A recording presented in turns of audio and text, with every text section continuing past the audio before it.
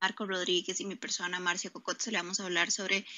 Ahí sí. Buenos días, el día de hoy mis compañeros Karina Sofeifa, Álvaro Quiroz, Marco Rodríguez y mi persona Marcia Cocotzo le vamos a hablar sobre la tesis de diseño de prototipo de controlador inverso de potencia polifásico y cargador de baterías para vehículos eléctricos e híbridos tipo serie. El problema por solucionar radicaba en los vehículos de la empresa, la Compañía Nacional de Fuerza y Luz, el cual tenía tres problemas: el control digital con alto grado de complejidad, alto costo de fabricación y mantenimiento, aislamientos y disipador de calor en especial, y número tres, cargador de estas baterías también. A continuación les vamos a hablar sobre los objetivos de la tesis. Como objetivo general, la tesis tenía diseñar e implementar un controlador polifásico inversor de potencia para vehículos eléctricos, con sistema de freno regenerativo, cargador de baterías por red eléctrica doméstica y prevista auxiliar. Los objetivos específicos se dividieron en dos: objetivos específicos de hardware y objetivos específicos de software.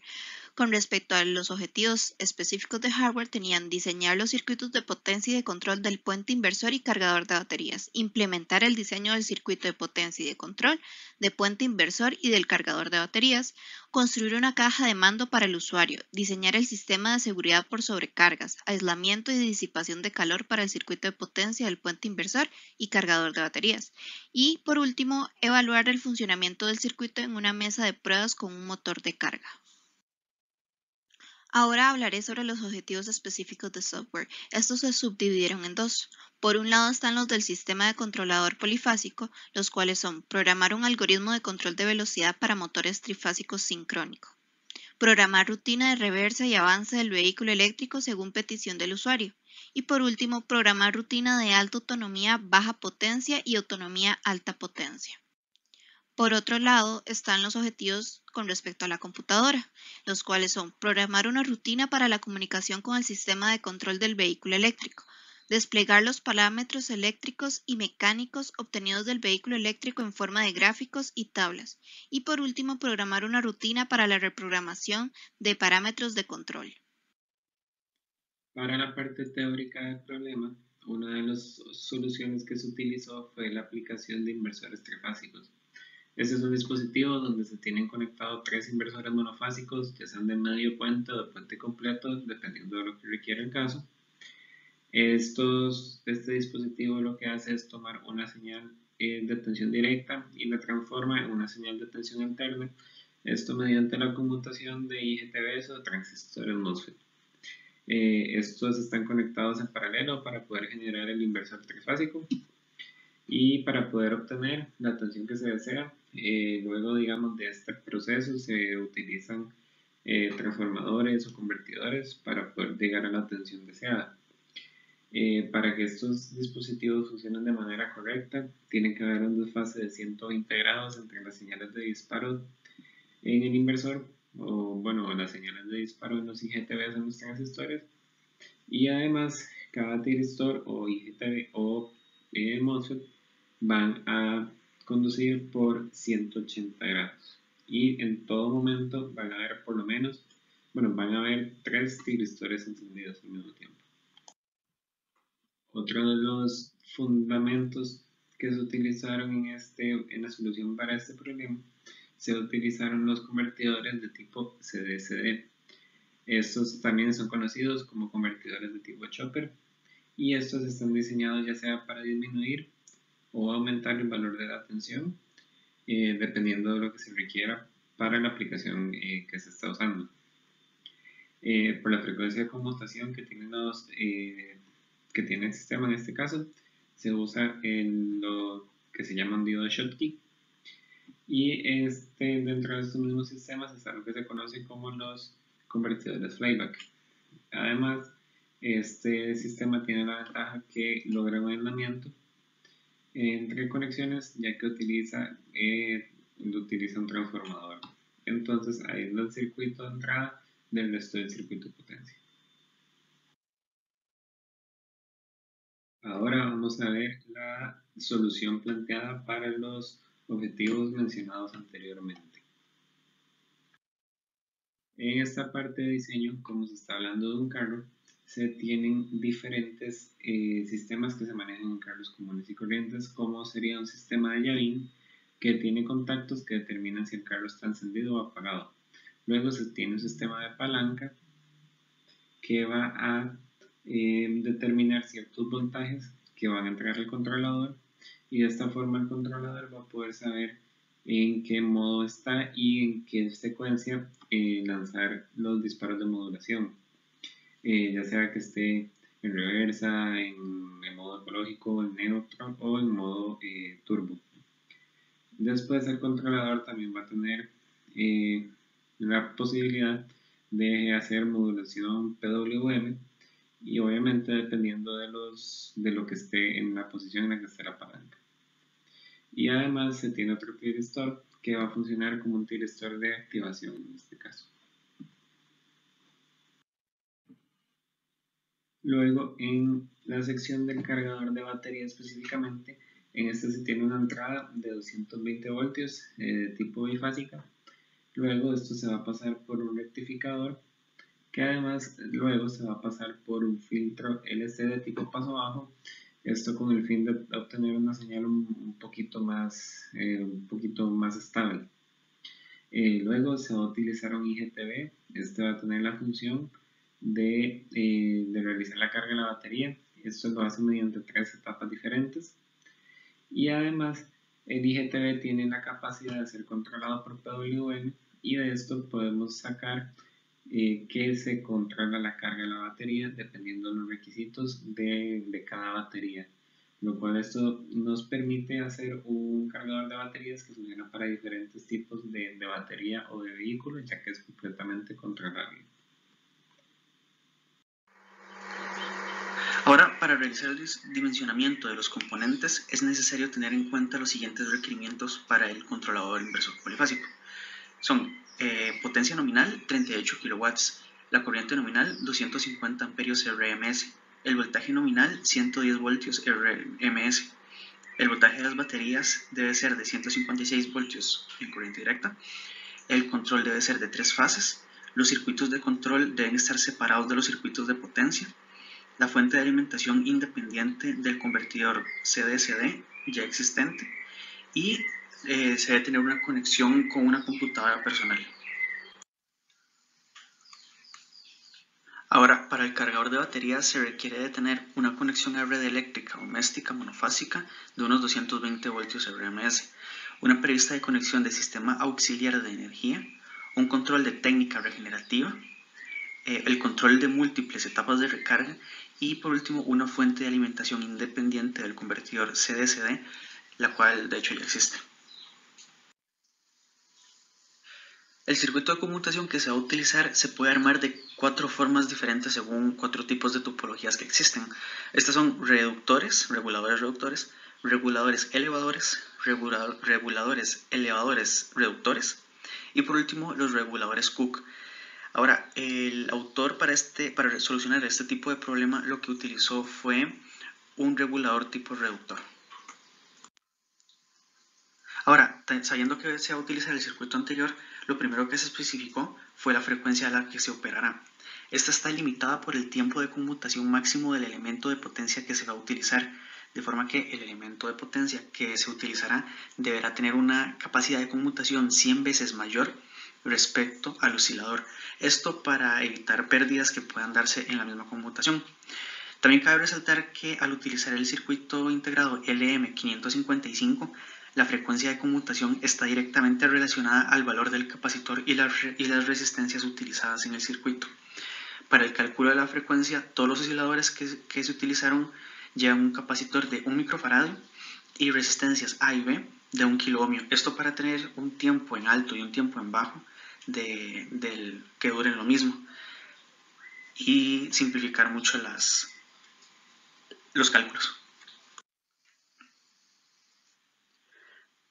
Después se calcula el desfasador de señal para el puente inversor monofásico, donde se utilizaron resistencias de 3.3 kiloohmios, 1 kiloohmio y capacitores de 1 microfaradio para obtener un flanco de subida de 3.3 milisegundos en la señal A y un flanco de bajada de 1 milisegundo en la señal B.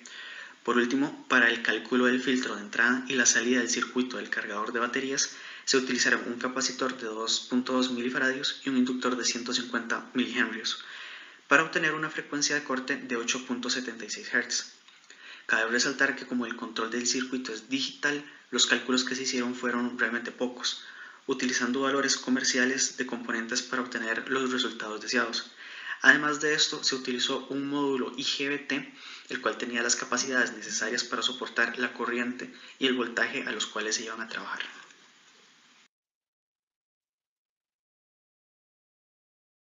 A continuación, vamos a analizar los resultados obtenidos en esta tesis. Como ven en la imagen, estos han sido los diferentes circuitos que fueron implementados en este proyecto. Para la implementación del circuito se siguieron 3 etapas. La primera de ellas consiste en simulación. Se realizaron simulaciones por segmentos de cada parte que compone al proyecto completo. Al simular lo que fue el circuito de tensiones, se observan desfases de 120 grados y las señales tienen una amplitud de 103 voltios. Además, como les mencionó mi compañero Álvaro, el circuito del motor tiene un llavín. Al simular el contacto del llavín, se observan los distintos estados que puede tomar la llave.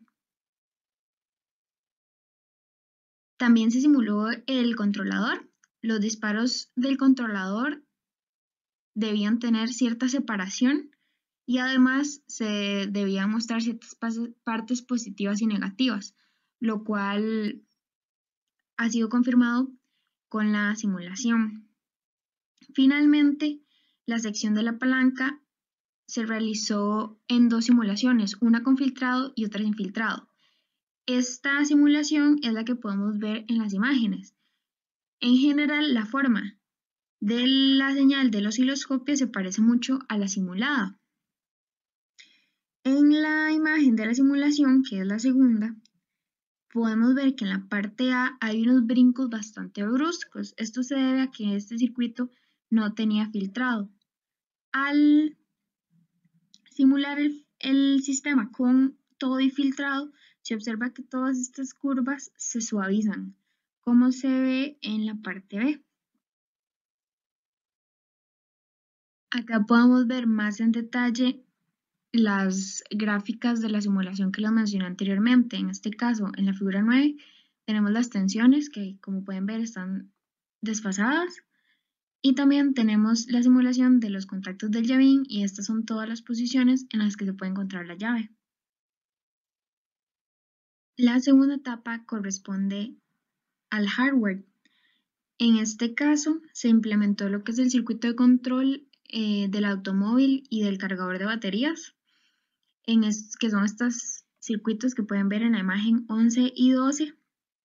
En estos circuitos se realizaron las mismas mediciones de tensión, corriente y demás que se realizaron en las simulaciones y se buscó que los datos concordaran. De hecho, no se encontró ningún dato que tuviera una diferencia significativa con los obtenidos en la simulación. Finalmente, en la tercera etapa, se analizó lo que es la parte de software. Sin embargo, puesto que la prioridad de la tesis se relaciona con la electrónica potencia, el autor no le dio énfasis a esta sección. Entre las principales conclusiones del proyecto se destaca que el diseño y la implementación del circuito de potencia para el controlador del auto, así como lo que es el cargador de baterías, han sido realmente exitosos.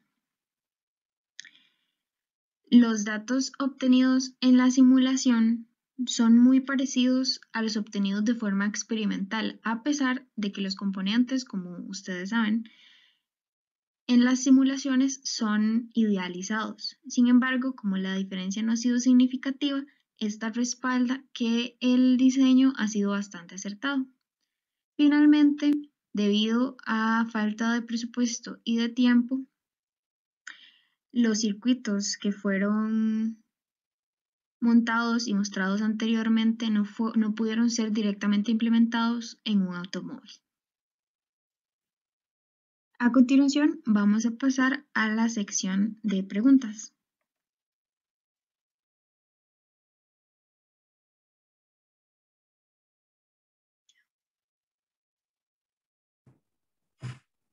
Y vamos con las preguntas del grupo 4.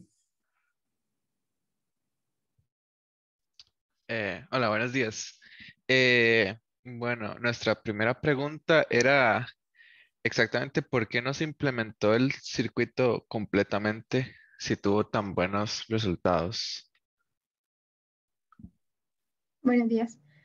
Bueno, según lo que explica el autor más en detalle en la tesis, eh, efectivamente los circuitos son bastante acertados con lo que es la teoría de cómo deberían comportarse.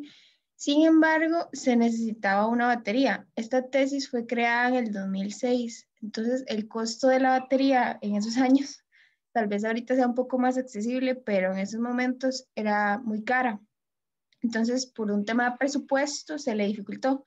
Además, por un tema de tiempo, porque como la profe Joana nos ha explicado muchas veces en las tesis, uno logra hacer toda una investigación, un diseño del circuito, pero no necesariamente le da tiempo de implementarlo propiamente. Entonces, este fue uno de esos casos también.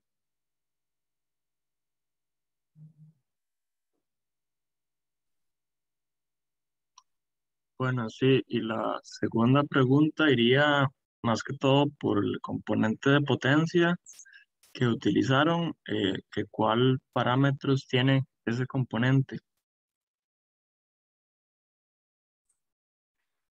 Buenos días. Bueno, el módulo que se utilizó, el IGBT, lo que tiene es una capacidad de corriente máxima de 375 amperios, soporta 600 voltios, además aguanta una corriente pico, digamos, de 750 amperios.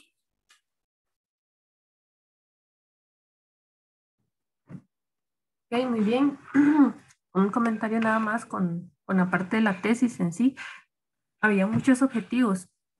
Habría que ponerse a revisar bien si esos objetivos son objetivos de verdad o son actividades, porque eso pasa mucho cuando uno intenta redactar los objetivos, pasa mucho que puede confundir objetivos con actividades. La idea de un objetivo es que engloba varias actividades para lograr conseguir ese objetivo específico.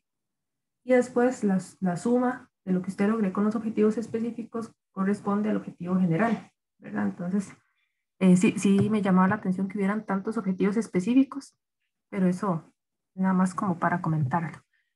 Ahora vamos con el grupo 4.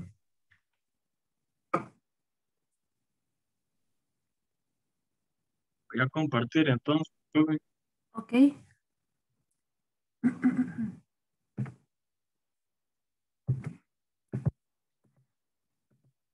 De Ahí, ustedes, ajá, está Ricardo Luna.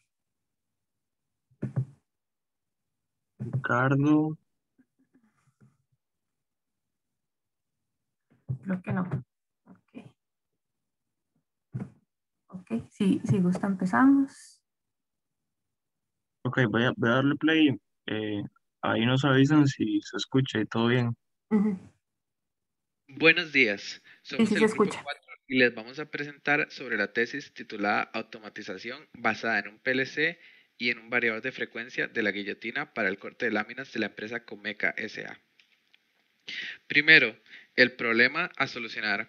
El problema a solucionar fue la automatización de una máquina de corte de láminas metálicas, pero además de esto se quería generar un proceso de innovación de los controles industriales y de toda la maquinaria en la empresa Comeca. Y también, por último, se deseaba eliminar pérdidas por una falta de un sistema que detectara las fallas en los equipos presentes en esta empresa. El objetivo general. El objetivo general fue automatizar una guillotina de corte de láminas metálicas para la empresa Comeca mediante el uso de un PLC y variador de frecuencia junto con el equipo existente.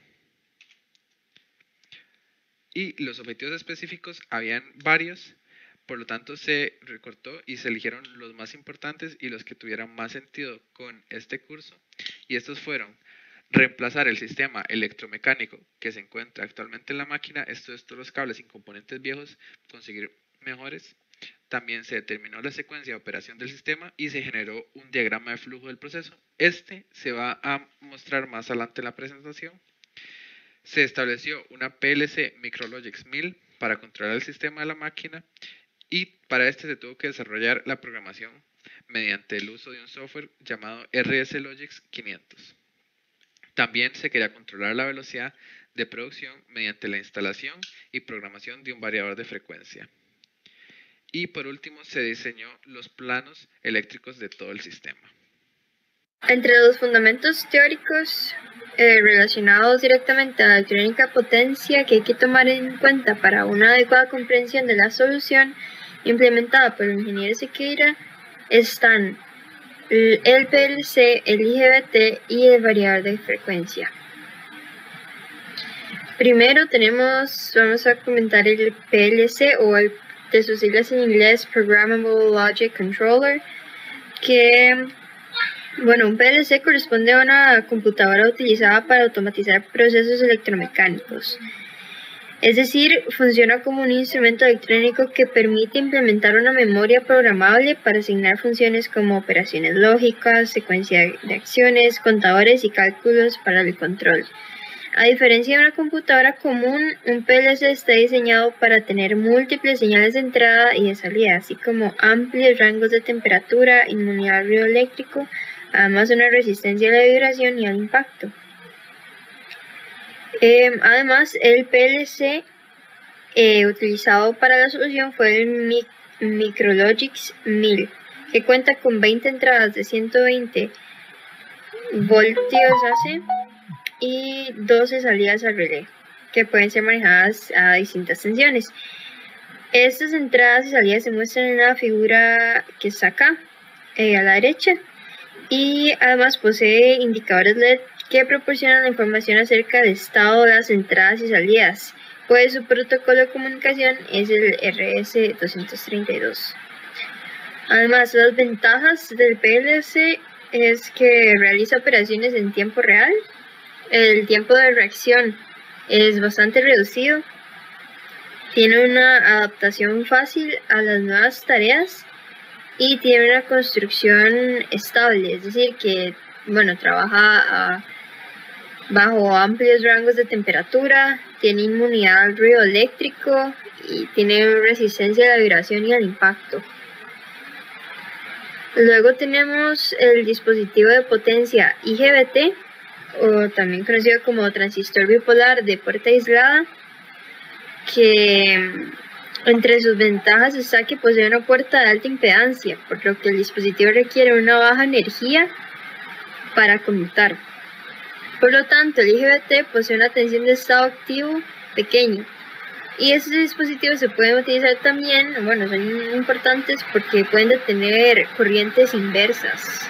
En las figuras del IGBT, al lado izquierdo se muestra el símbolo de los IGBTs y a la derecha se muestra la curva idealizada, la que está más a la derecha, y la de izquierda es la curva de corriente versus tensión del drain source. Con respecto al variador de frecuencia, se puede decir que un variador de frecuencia, por definición, es un regulador industrial que se encuentra ubicado entre la alimentación de la red eléctrica y el motor. Entonces, la energía de la red pasa por el variador y se regula antes de que llegue el motor, para así ajustar la frecuencia y la tensión en función de los requisitos del procedimiento. La manera en que el variador de frecuencia cumple con su función es mediante los cálculos y ajustes continuos de frecuencia, de manera que proporcionen una velocidad y un par, es decir, una potencia que necesite el motor, y que sean diferentes a los que determina la red eléctrica. Las etapas del proceso de un variador de frecuencia está primero la etapa de rectificación, en donde consiste en convertir la corriente alterna a la red eléctrica en corriente continua. El segundo paso es la de los condensadores, que se cargan con esa corriente continua, suavizan las ondas de la señal resultante del primer paso, y finalmente en la etapa de inversión se convierte la corriente continua de nuevo en corriente alterna, ajustada ahora sí a las necesidades de frecuencia y de voltaje del motor. Para la configuración del variador existen tres tipos de parámetros: el parámetro enum, los parámetros de bit y parámetros numéricos. Cada parámetro se subdivide en archivos y a su vez se divide en grupos, y cada uno tiene números específicos. Con esta información se visualizan los parámetros en el módulo de programación, HIM de LED, que se muestran los parámetros en orden lineal, de manera que se obtiene acceso primero a la letra del archivo, luego al número de parámetros.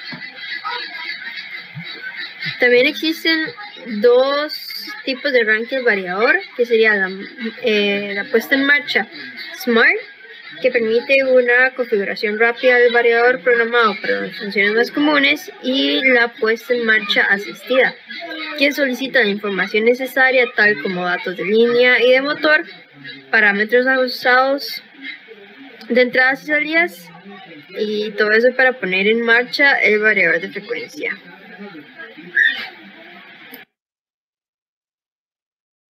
Como solución, se ideó instalar un control con un PLC, un variador de frecuencia, amplificadores y elementos discretos de control industrial de estado sólido. Aquí está la gráfica de la solución general. Los sensores se conectan a los amplificadores y controladores con salida relay. Estos, junto con las botoneras y los microswitches, se conectan al PLC. Vale recordar que las botoneras y los microswitches están allí para ser utilizados por los operadores.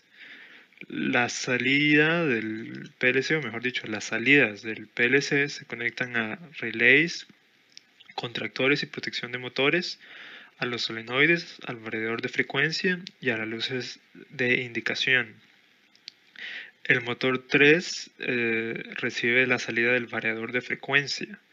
Este motor básicamente controla la velocidad de producción. Los solenoides utilizan la energía y producen el movimiento mecánico necesario para todo el proceso, mientras que los relays, contractores y protección de motores están conectados a dos motores y al clutch y freno dinámico.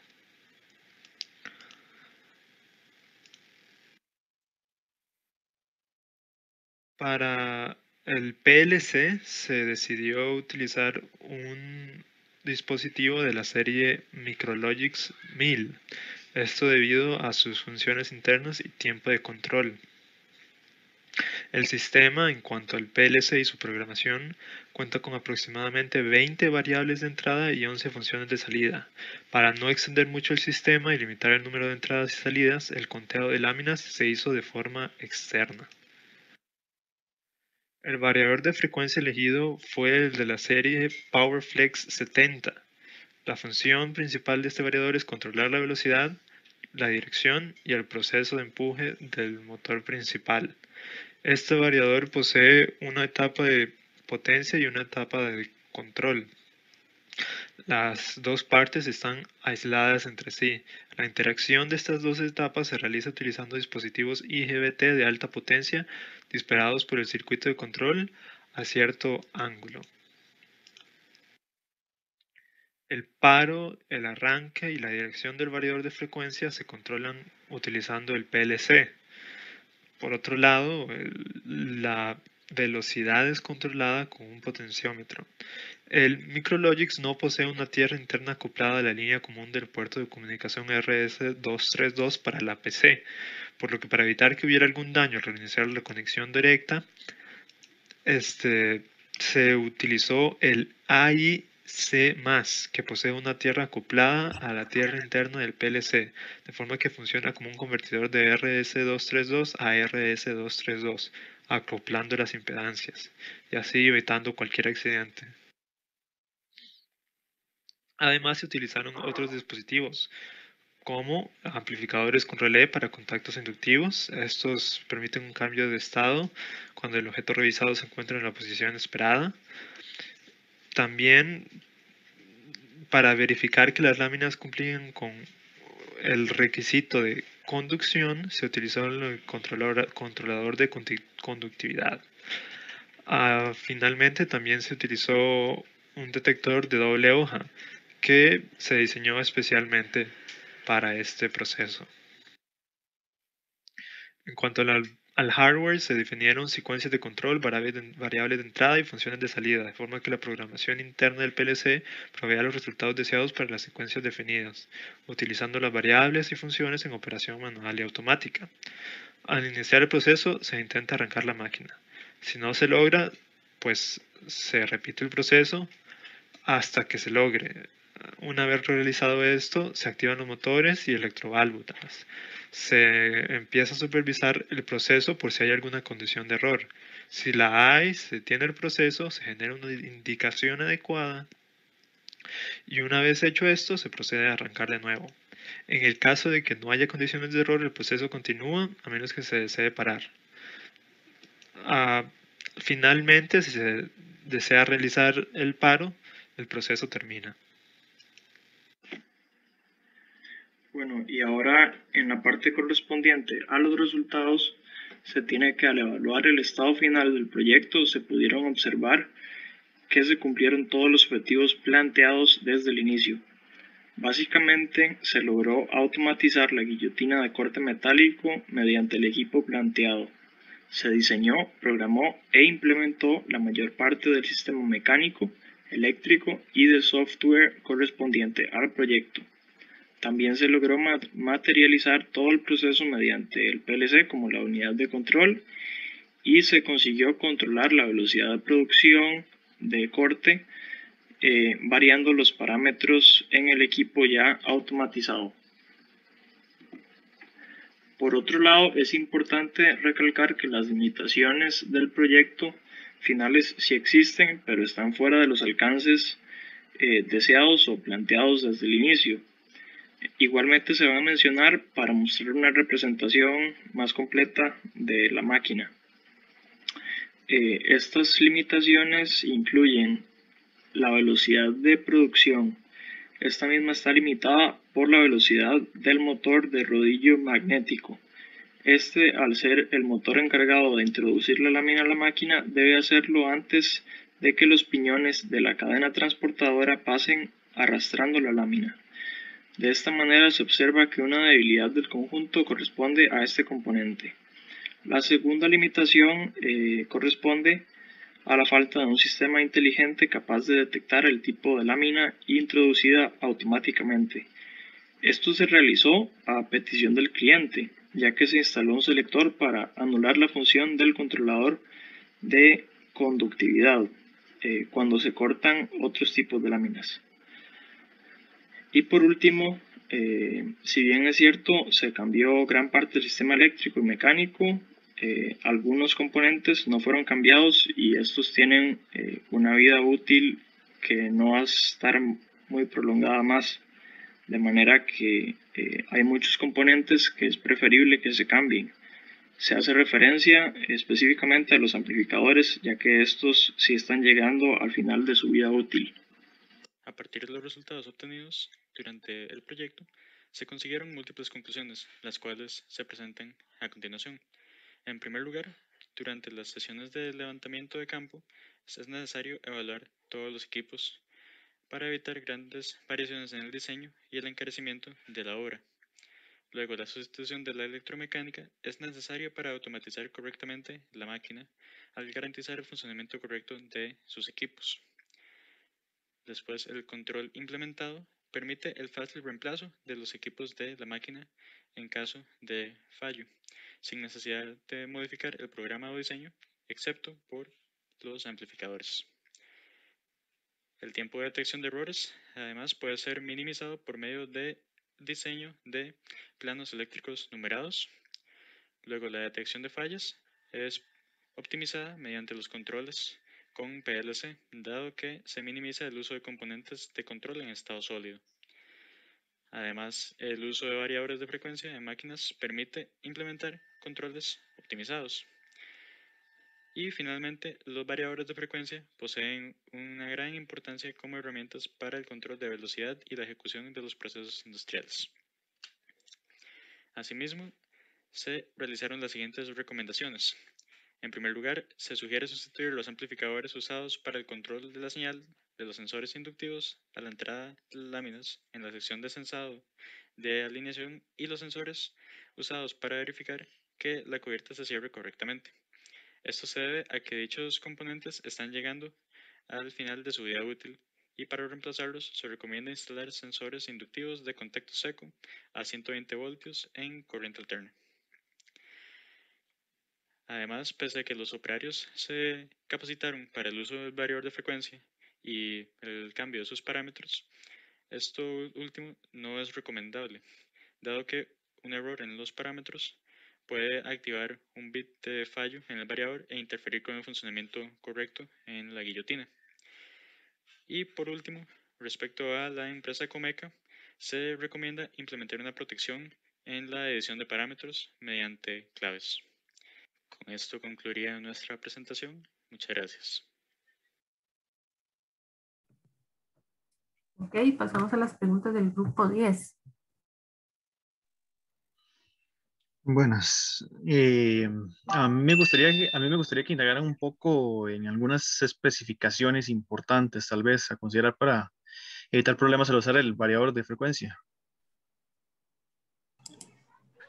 Claro, el autor Sequeira menciona que es importante tomar en cuenta el espaciamiento a la hora de diseñar la disposición del equipo, bueno, el variador, ¿verdad?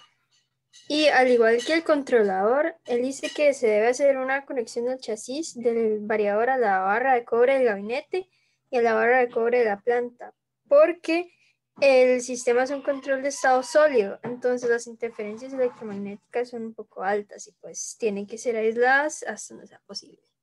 Y eso es de que se menciona en la tesis.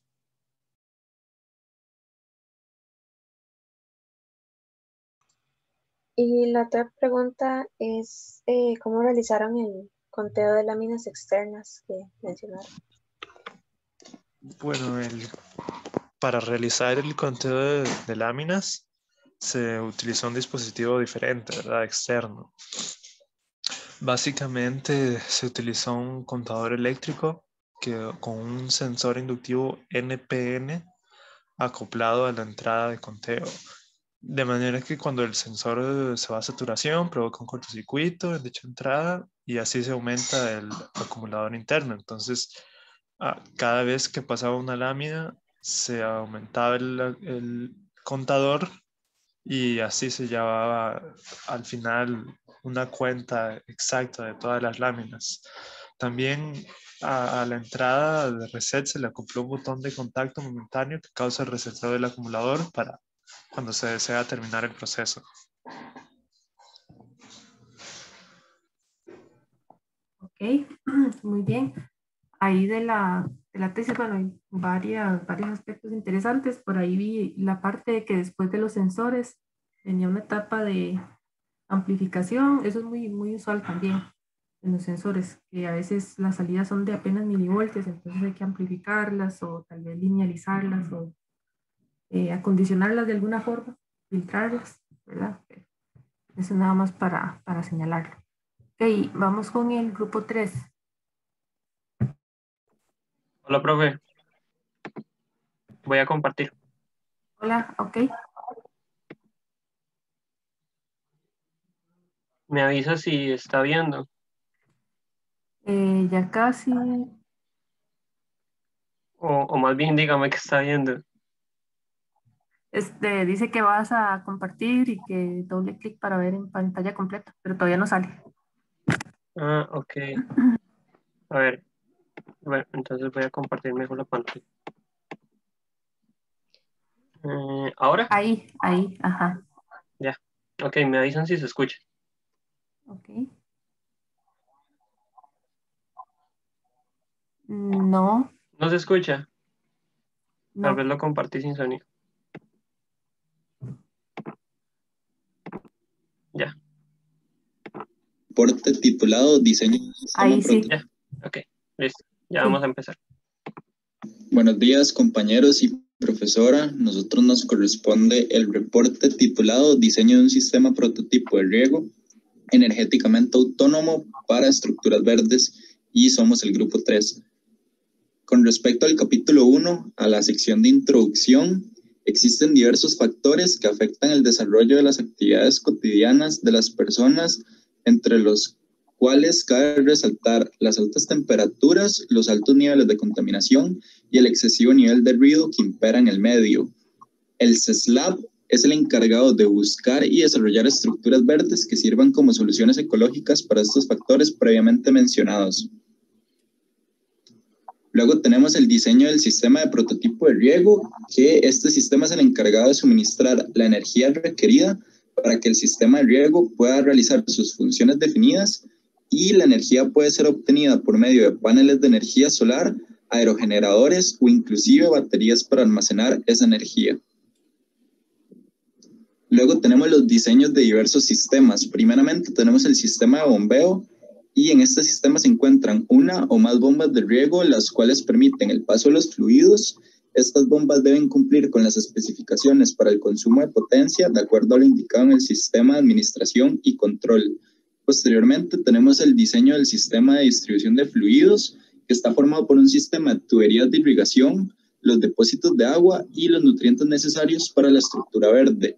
Por medio de estas tuberías es que el sistema de bombeo puede enviar los fluidos por toda la estructura verde, y la distribución de agua y nutrientes debe cumplir con las necesidades hídricas medias que poseen las plantas. Luego tenemos el sistema de administración y control, que este es el encargado de operar el sistema de riego. El usuario debe definir los parámetros necesarios para el funcionamiento del sistema, y también se definen los patrones de riego de acuerdo al modo de operación, y se encuentra conformado por un microprocesador y diversos actuadores. Luego tenemos el modo de operación y de riego, que el sistema permite operar de dos maneras distintas, tanto un modo manual como un modo automático. Con respecto al modo manual, el usuario debe definir el patrón de riego. Con respecto al modo automático, el sistema se vuelve completamente autónomo y se rige por medio de las magnitudes meteorológicas, y mediante un algoritmo determina qué tipo de patrón de riego utilizar.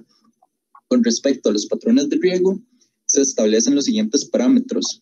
El primero, que la amplitud de salida de la señal de tensión alterna se encuentre entre los 0 y 120 voltios RMS. Segundo, la duración del periodo de riego se tiene que encontrar entre 1 segundo y 18 horas con 12 minutos. Y el último es el ciclo de trabajo del patrón de riego, tiene que estar entre 0 y 10. Y finalmente tenemos el diseño de la interfaz de usuario, que debe ser fácil de entender, fácil de accionar, debe brindar la información del patrón de riego y debe permitir encender y apagar el sistema de riego. Luego tenemos las metas y los objetivos. La meta consiste en generar un nuevo conocimiento científico en el tema de los sistemas de riego energéticamente autónomo para estructuras verdes, que permita a los ingenieros proponer soluciones mitigantes a los efectos de la crisis ambiental que utilicen esta tecnología. Como objetivo general, se tiene diseñar y construir un sistema de riego apropiado que permita satisfacer las necesidades de riego y el suministro de nutrientes para una estructura verde. Y finalmente tenemos algunos objetivos específicos, entre los cuales se encuentran identificar los parámetros necesarios para generar un patrón de riego y suministro de nutrientes, diseñar y construir un sistema de distribución de fluidos, diseñar el sistema de bombeo, diseñar el sistema de captación y procesamiento de energía, diseñar el sistema de admisión y control, y finalmente diseñar la interfaz de usuario. Seguidamente continuamos con el marco teórico, en donde en primer lugar tenemos las variables físicas, las cuales son el consumo de potencia, que determina el consumo de energía que tendrá el sistema de riego en un periodo de tiempo. El caudal, que determina el volumen de fluidos por unidad de tiempo que proporciona el sistema de riego. Volumen de riego por intervalo, que es el volumen de fluidos por cada intervalo de riego. El periodo del ciclo de riego, que determina la duración de cada ciclo de riego. El intervalo de riego, que determina la duración del intervalo de riego. Y el intervalo de espera, que es la duración del intervalo de tiempo entre riegos. Asimismo, tenemos el ciclo de trabajo y las dos ecuaciones que definen el ciclo de trabajo e intervalo de riego. Seguidamente tenemos los métodos de riego, los cuales son basados en los requerimientos de energía y presión, En estos destacan el riego por gravedad y el riego por nivel de presión, los basados en la colocación del sistema de riego, los cuales destacan el riego superficial, el riego subterráneo y el riego por suspensión, y por último los basados en el área irrigada, los cuales destacan el riego por inundación, y el riego por goteo y el riego por suspensión. Seguidamente tenemos los métodos de cultivo, en los cuales son la geoponía, que es donde las plantas crecen sobre algún tipo de suelo y puede utilizarse cualquier tipo de riego. Después la hidroponía, en donde el tipo de cultivo en el cual no se hace uso de tierra. Se agrega una solución nutriente que contiene todos los elementos para el crecimiento normal de la planta. La aeroponía, donde las plantas crecen suspendidas, lo cual les permite una máxima circulación de aire, y la dinapónica, que es una variante de la aeroponía, en donde los aspersores se colocan debajo de la superficie del agua. Seguidamente tenemos la selección del método de cultivo para las estructuras verdes, en los cuales vamos a tomar en cuenta diversas variables como son el peso, el consumo energético, el manejo de aguas grises, el mantenimiento, la temperatura, el costo, la estética y la durabilidad. Y por último tenemos las etapas de la programación del MSP 430, en donde en el diagrama de flujo podemos observar la edición del archivo fuente C, que para la programación se requiere un editor de textos que crea un archivo fuente en lenguaje C, la compilación del archivo fuente C, que aquí se convierte el archivo fuente del lenguaje C a un archivo que puede interpretar el microprocesador. Después, programador del microprocesador, en donde se programa el archivo interpretable por el microprocesador y se programa el microprocesador. Y por último, la ejecución, donde se inicia el programa que tiene almacenado el microprocesador. Referente a la solución, en el sistema de administración y control, el autor utilizó la tarjeta de desarrollo Texas Instruments MSP 430 Launchpad debido a su bajo costo y contar con contadores de 16 bits, timers, un puerto de salida de 8 bits y un sistema de programación C para el diseño del software. Para el sistema de bombeo se utilizó el inversor controlado de corriente directa, corriente alterna, aunque también se barajó esa primera opción, debido a que requiere pocos componentes, tiene un gran ancho de banda y el autor tiene la necesidad de utilizar un ancho de banda mínimo de 48 kHz, ya que su fuente es de energía renovable o del panel solar. Y también para la bomba de aire se utilizó este modelo. Para el sistema de distribución de fluidos, se tomaron en cuenta estas 4 opciones, en donde se decantó por aspersión con aire. Utiliza bombas de aire, tuberías y aspersores para generar el flujo de aire y aumentar la dispersión de los nutrientes. Es fácil de mantener, tiene un bajo consumo de potencia, el patrón de riego es uniforme y su sistema de control se limita a las bombas de aire, pero su inversión inicial es costosa y su diseño es un poco complejo. Aquí podemos ver el diseño de la aspersión con aire, y aquí vemos el del goteo y el de aspersión con agua. Para la descripción del hardware se tiene 3 subsistemas. El prototipo está formado por 3 subsistemas. El primero, el sistema de administración y control, está formado por interfaz con el usuario y microprocesador. Recibe los parámetros definidos por el usuario, que serían la amplitud de salida de la señal de tensión alterna, la duración total de un periodo de trabajo del sistema de riesgo y el ciclo de trabajo de un periodo de trabajo del sistema de riesgo, que serían estos que vemos en el cuadro 5.1, con su mínimo y su máximo. Y el microprocesador, que tiene estos parámetros que podemos ver aquí, está programado en modo two-wire, es decir, sus entradas son los pines test, RCT y el puerto P13, mientras que sus salidas son los puertos P12 y P16, que son las salidas del timer que vemos aquí, el TA1. Para el diseño del sistema de bombeo se divide en 2 partes, el inversor y la bomba de aire. El inversor está compuesto por 4 etapas de procesamiento. La etapa de acondicionamiento de aislación, que son está formado por dos autoacopladores, el NT3090 usado, y estos reciben la señal de PWM de tensión máxima de 3,6 voltios y la transforma en una señal igual, pero con una amplitud de 12 voltios hacia los drivers. En este caso, uno de ellos está desfasado 180 grados con respecto al otro. Y después viene la segunda parte, los drivers de los semipuentes. En los drivers de los semipuentes se encarga de administrar a los dos semipuentes que conforman el puente H. Se utilizó el IR21084, ya que se quiere que los MOSFET de un mismo semipuente no conmuten simultáneamente. Reciben la señal del optoacoplador y una señal de referencia en VS, y su salida es la misma señal de entrada en HO y en LO, pero está con desfase de 180.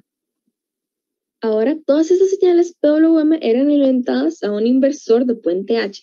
El puente H se eligió porque era capaz de controlar en los 4 cuadrantes, entonces era bastante útil. Entonces se utilizó para hacer una señal AC, una señal alterna, a la que sí pudiera responder la bomba, que dependiera completamente de los PWM. Ahora, la razón por la que había un desfase, ¿verdad?, en una cierta señal del PWM, era porque dos MOSFETs se utilizaban y se abrían según la señal desfasada y dos según la señal no desfasada. Ahora, esto genera una señal bastante parecida, pero no era exactamente la ideal. Por lo tanto, se utilizaba un filtro. En este caso, se utilizaba un transformador de 12 a 240 voltios, ¿verdad?, y un capacitor de 300 nanofaradios, cuyo objetivo era básicamente, primero que todo, elevar la amplitud, y segundo que todo, limpiar la señal. Sería con filtro paso abajo y eliminar la señal moduladora del resultado, que terminaba siendo una senoidal de 60 Hz.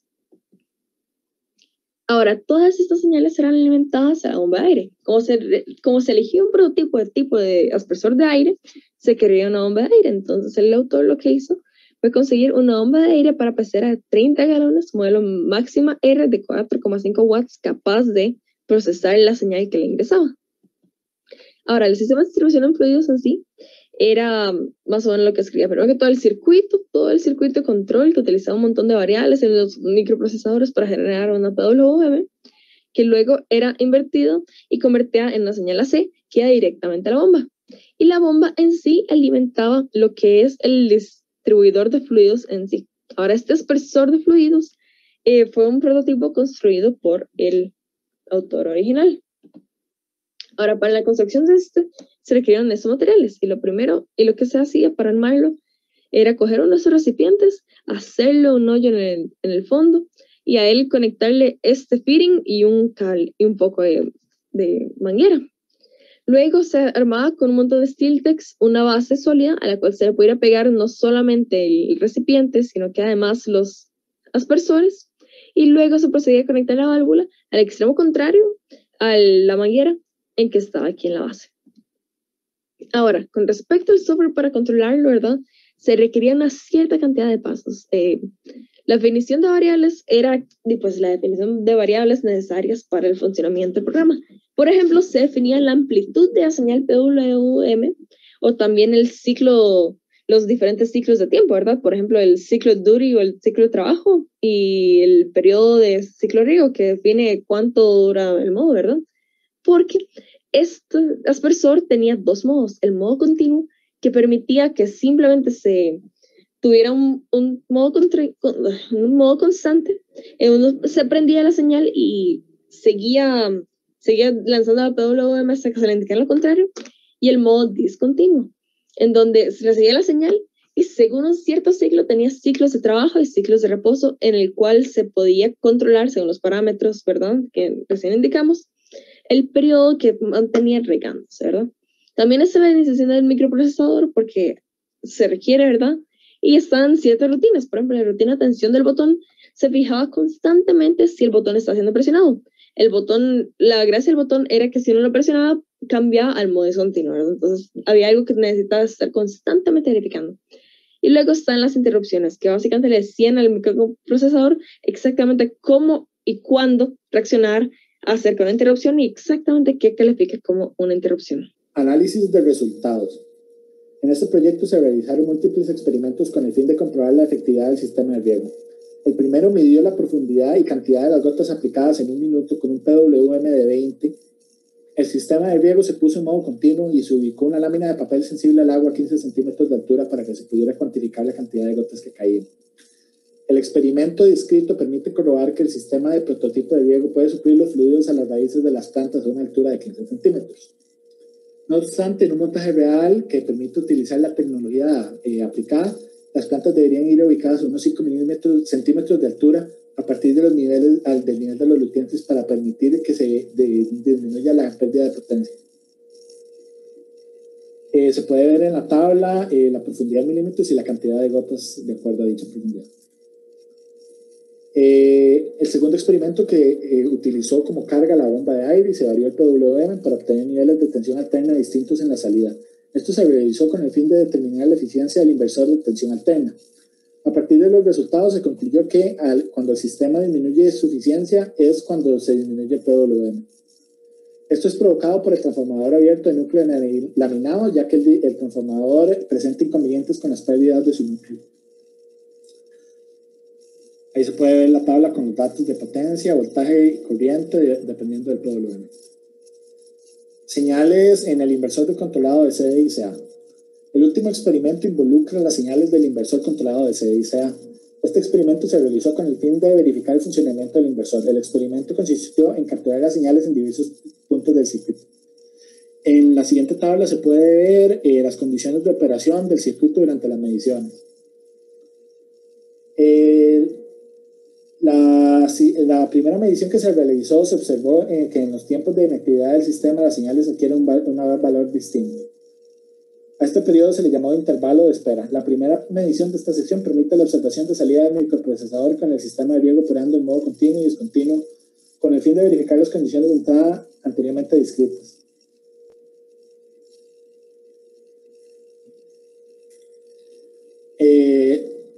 Las señales de salida del microprocesador se le aplicaron las mismas condiciones para poder ver el comportamiento de la misma. Se puede ver en las siguientes tablas. La segunda medición de esta sección muestra las señales de salida de los autoacopladores con el sistema de riego operando en modo continuo. Esto nos permite verificar la amplitud que adquiere la señal PWM en dicha etapa y cómo una de las señales se desfasa a 180 grados. Además, se muestra las señales de salida de los autoacopladores con el sistema de riego operando en modo discontinuo, lo que nos permite comprobar cómo cada una de las señales adquiere una misma magnitud durante los tiempos de inactividad.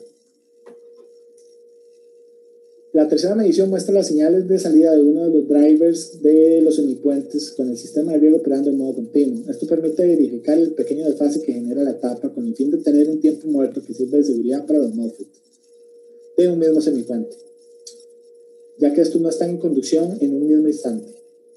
Además muestra las señales de salida de uno de los drivers del semipuente con el sistema de riego operando en modo discontinuo. Esto permite comprobar cómo cada una de las señales adquiere una misma magnitud durante los tiempos de inactividad del sistema de riego. La siguiente medición permitió observar la señal de salida del puente H con el sistema de riego operando en modo continuo. Esto permite verificar como el puente que permite que durante el semiciclo de negativo de la señal, el microprocesador del PWM, en el PWM adquiere unos valores que varían entre -1 y 0. Y como esta señal se modula con la señal del PWM a 24 kHz. De conforme se carga la salida del puente por la carencia de una etapa de control, además muestra la señal de salida del puente H, con el sistema de riego operando en modo discontinuo. Esto permite comprobar que el sistema de riego opera con las condiciones programadas. Finalmente, la última medición muestra la señal de salida del filtro de salida del controlador de tensión alterna con el sistema de riego operando en modo continuo, lo cual permite verificar el transformador operando a una señal de 120 voltios y filtrado, debido a un capacitor de 0.3 microfaradios. Además muestra la señal de salida del filtro de salida del controlador de tensión alterna con el sistema de riego operando en modo discontinuo, lo que permite comprobar que el sistema de riego opera las condiciones programadas. Unas cuantas notas finales. Unas cuantas conclusiones del autor fue que el sistema de riego dependía completamente de la amplitud de la señal, ¿verdad?, de salida de la tensión alterna, del periodo de ciclo de riego y su ciclo de trabajo, que era exactamente lo que se deseaba. También que el uso del filtro como un transformador realmente hacía que perdiera eficiencia entre mayor era la demanda de carga. Y que además el periodo de ciclo de riego puede variar entre 1 segundo y 18 horas con un ciclo de trabajo de 1 y 10.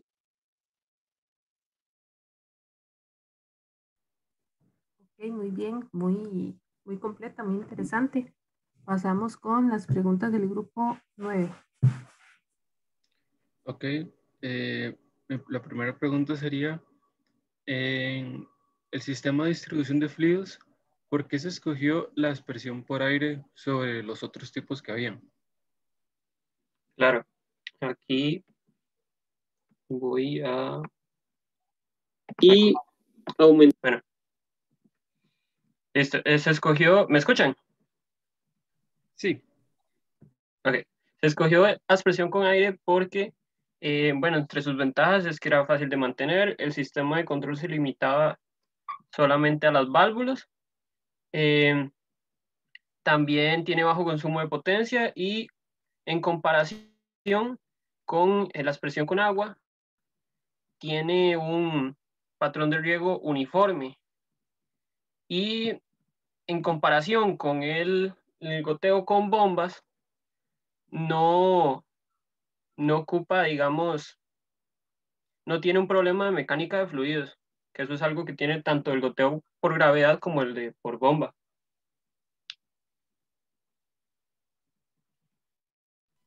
Ok, la siguiente pregunta sería, ¿cuál recomendación considera más importante para futuras implementaciones? Ok, básicamente son como unas simples, ¿verdad? La mayoría es como son sugerencias de se podría investigar eso, se podría investigar lo otro, pero con respecto al proyecto mismo, es primero que todo, en las conclusiones se mencionó que el transformador como filtro, no, sí, el transformador como filtro realmente es muy poco eficiente. Entonces, que sería más eficiente si se diseñara un diseño alrededor más bien de un flyback, ¿verdad? Como inversor. También que pues sería mucho más conveniente para cualquier usuario si se podría hacer un proyecto con un GUI, con un display, con una interfaz gráfica, ¿verdad? Entonces que también se podría hacer un proyecto futuro para poder facilitar todo porque pues todo el...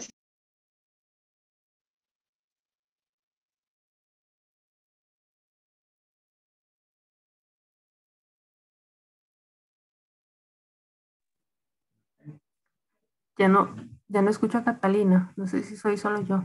No, ¿Ahí? yo tampoco. Ok. Sí, pero... ¿Me escuchó? Ahí. Ay, disculpe. Ok, que sí se me escuchó. Bueno, por si acaso, hace muy rápidamente, primero que todo, que se diseñe con un flyback en vez de un puente H, ¿verdad? Para aumentar la eficiencia. Segundo, que sería útil hacer como investigar más ángulos del proyecto, como por ejemplo, que la Escuela de Ingeniería Agrícola se vería muy beneficiada por ese tipo de prototipos. Entonces, pues sí. Y que además cosas como un GUI, como una interfaz gráfica serían muy convenientes para hacer esto de un uso más popular. Entre otras recomendaciones, pero el resto son básicamente qué investigar, si se quisiera desarrollar. Ok, muchas gracias. Ok, perfecto. Vamos entonces con el grupo 2.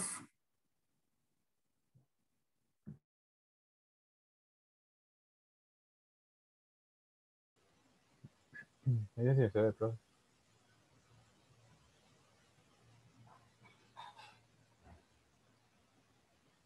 Se ve. Ahora sí.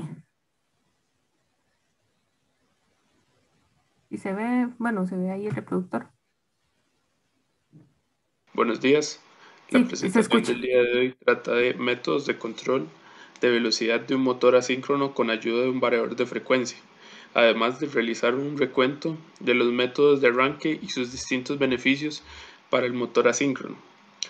Para realizar esta presentación se tomó como referencia la tesis de diseño y construcción de un módulo con variador de frecuencia para el control de velocidad de motores asíncronos jaula de ardilla trifásicos para laboratorio de control industrial. Esta tesis fue realizada por Ángel Cárate Gutiérrez y Ángel Villancis Salazar.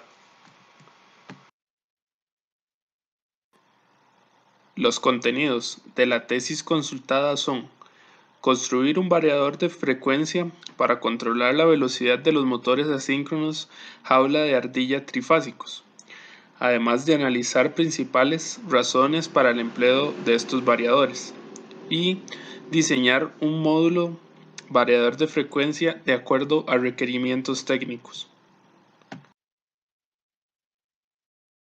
Inicialmente, realizaremos un recorrido sobre los motores de inducción.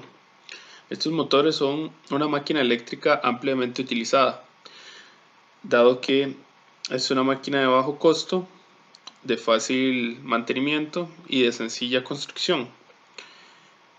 A la izquierda podemos ver un motor con rotor de jaula de ardilla y a la derecha podemos ver un motor embobinado.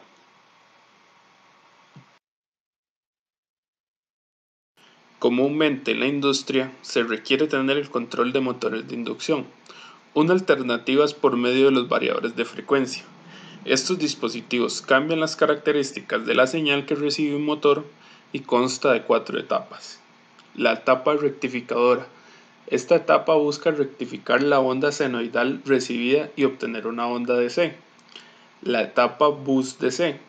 Esta etapa rectifica la señal del bloque anterior y deja la onda con una cantidad mínima de perturbaciones. La etapa de inversión. Esta etapa toma la onda DC y la trata de replicar un comportamiento senoidal. Y la etapa de control. Esta etapa se encarga de manejar los transistores, comúnmente IGBT, para realizar la onda senoidal de la etapa de inversión.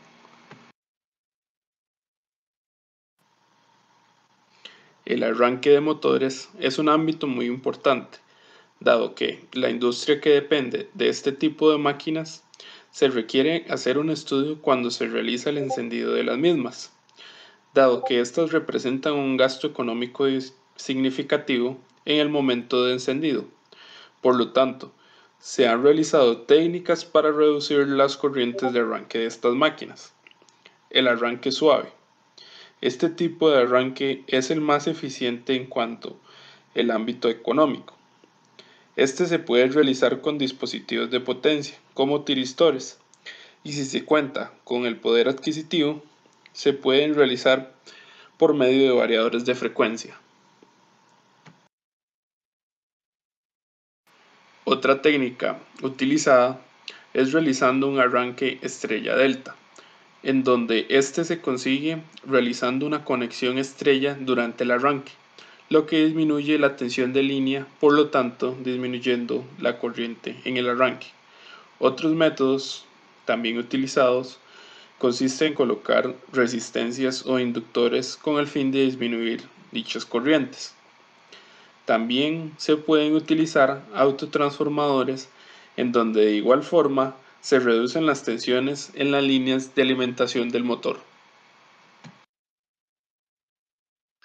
Control de velocidad.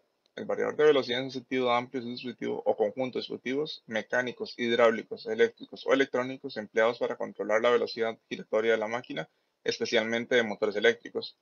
Estos se crearon con el propósito de dar control a procesos industriales, pero también para disminuir el consumo de energía. Entre sus ventajas son la operación más suave, control de tiempo de aceleración y desaceleración, control puntual de velocidades en parte de un sistema, permite operar a bajas velocidades para ajustes de predicción o pruebas, control de tasa de producción y control de torque del motor. Tipos de variadores de velocidad.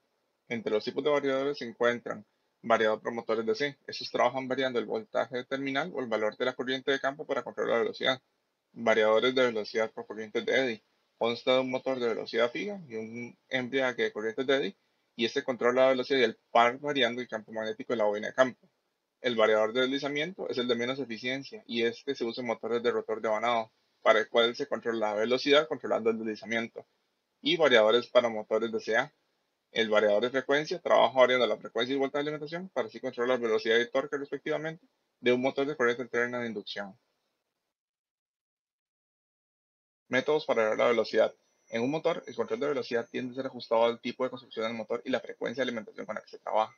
Dado que las compañías proveedoras de energía entregan una frecuencia de alimentación constante, se sabe que la velocidad del motor asincrónico debe ser constante, al menos que los valores del número de polos o deslizamiento cambien. Esto se deduce directamente de la ecuación que relaciona la velocidad de giro del motor con la frecuencia, deslizamiento y cantidad de polos. El primer método es el cambio del número de polos, y esto se divide en dos métodos posibles. El primero se llama método de polos subsecuentes, que mediante el cambio de las conexiones de las bobinas puede generar hasta dos velocidades diferentes. Y luego se encuentra el método de estator de vanados múltiples. Esto dice directamente que con diferentes cantidades de vanados se pueden generar diferentes velocidades. El segundo método es variar el deslizamiento. Este no es el más recomendado, ya que si se hace este método o se utiliza, las pérdidas aumentan.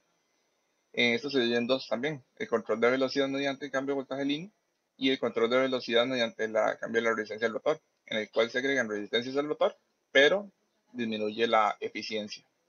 El tercero es la variación de frecuencia, y si se cambia la frecuencia eléctrica aplicada a un estator de un motor de inducción, la tasa de rotación de sus campos magnéticos cambiará. En el método de variación de frecuencia se trabaja con la referencia a la velocidad base del motor.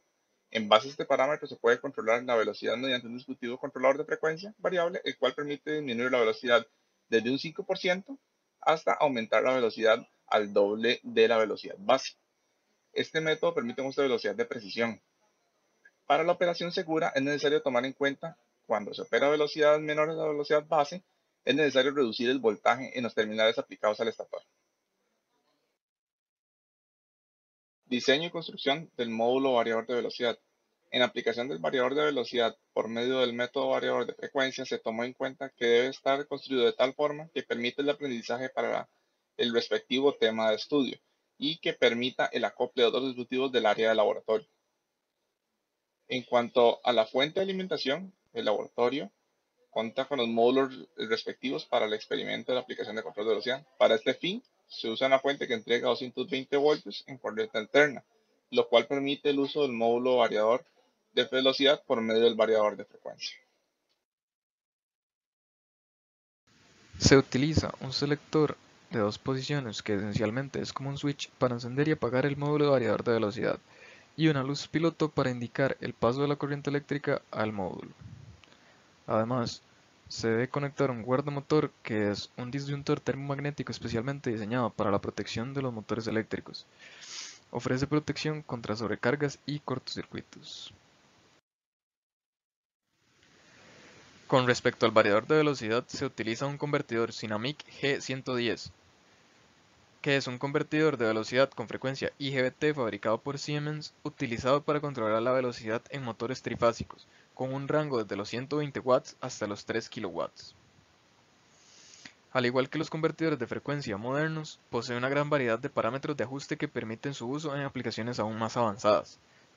Dentro de los factores más importantes a tomar en cuenta para el uso del variador en el diseño propuesto en esta tesis, es que su disipación de potencia varía dependiendo de su potencia de salida. Para este caso, o sea, para una potencia de salida de 0,37 kW, las pérdidas serán de 36 watts.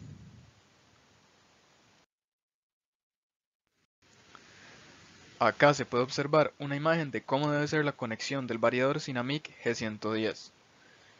Posee un fusible antes del contactor y además se muestran otros elementos de protección adicionales como una bobina y un filtro, pero estos son elementos opcionales. Con respecto a la instalación eléctrica como tal, los cables de alimentación y del motor no pueden colocarse en la misma canaleta de los cables de los elementos de control. Un aspecto importante es que el variador debe conectarse siempre a tierra, ya que esto previene que el dispositivo se destruya y a la vez protege al operario de una eventual alta tensión. Modos de puesta en servicio. Antes de explicar los modos de puesta en servicio, es importante mencionar que el convertidor se encuentra preajustado para motores asíncronos trifásicos de 4 polos, con los mismos datos de potencia del convertidor, y con una frecuencia nominal de 50 Hz. Sin embargo, posee un pequeño switch que adapta al variador a aplicaciones de 60 Hz, que es la imagen que se muestra a la izquierda. Además, este variador posee dos variantes, que es una variante analógica, que está indicada para aplicaciones de un solo convertidor, donde las órdenes se imparten con interruptores externos y un potenciómetro, y la variante USS, que se utiliza para aplicaciones con varios convertidores comunicados entre sí. Entonces, la puesta en servicio estándar se puede llevar a cabo por dos métodos: utilizando las entradas digitales y analógicas del convertidor gracias a los parámetros preajustados o de fábrica, y mediante el Basic Operator Panel.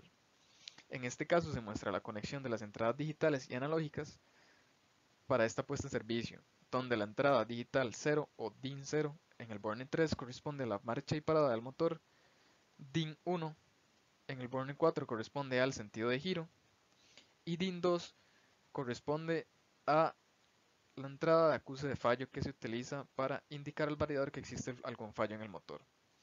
La entrada analógica del Burn-in 9 es la que se conecta a un potenciómetro de 4.7 kiloohmios que se utiliza para establecer la frecuencia de salida. También se puede observar la puesta en servicio estándar de la variante USS, que utiliza la interfase RS485. Puesta en servicio con un Basic Operator Panel. Un dispositivo BOT permite un acceso a los parámetros de un variador de frecuencia, lo cual permite configurarlo para realizar ciertas tareas particulares. Por lo tanto, esto es útil cuando estos parámetros de fábrica que trae el variador no se adaptan al funcionamiento requerido. Para poder utilizar un BOP se debe conectar de manera directa al variador utilizando un montador especial, y seguidamente se tiene que realizar el cambio de los parámetros utilizando la interfaz que se observa en la figura. Puesta en servicio con la herramienta PC Starter. Existe otro método para poner en funcionamiento un variador, el cual consiste en el software llamado Starter, propiedad de Siemens. Para hacer uso de este software se requiere un hardware que permita programar como un PC, la herramienta Starter, una interfaz de comunicación que puede ser Internet y un grupo de accionamiento perfectamente cableado. Este software permite hacer lo mismo que un Basic Operator Panel, pero en este caso se maneja con una interfaz gráfica que se observa en la figura. Seguidamente tenemos la sección de los parámetros del Dynamics G110. Entre ellos se van a mencionar nada más los más importantes, como pueden ser el P1000, que es la selección de una consigna de frecuencia. Estas pueden ser una consigna principal con un valor de 0, con un valor de 1 una consigna MOP, con un valor de 2 una consigna ADC, con un valor de 3 una frecuencia fija, y con un valor de 5 la consigna USS. Y también se tiene el P0700, que es la selección de fuente de órdenes. Eso se refiere al método por el cual se va a configurar el variador, ya sea con los ajustes por defecto de fábrica, si se va a configurar con un Basic Operator Panel, si se va a configurar mediante un terminal o mediante un USS.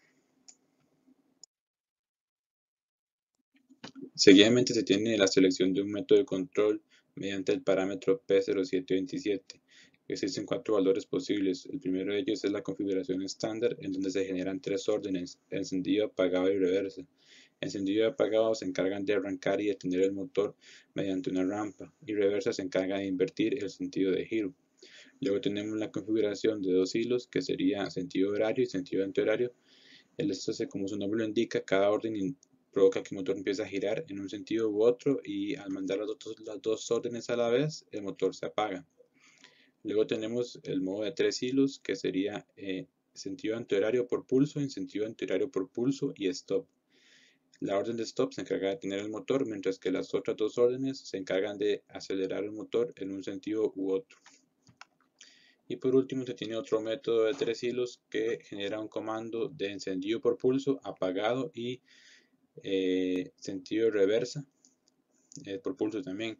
Cuando se envía el comando de encendido por pulso, se empieza a acelerar. Cuando se enciende el comando de reversa, lo que provoca es un cambio en el sentido de giro, y el motor solamente se detiene cuando se activa el apagado.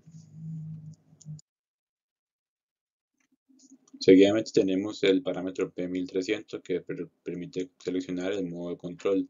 Existen 3 tipos: el lineal, parabólico y el programable. El primero de ellos, el lineal, es el método estándar, y este tiene una relación lineal entre el voltaje y la frecuencia.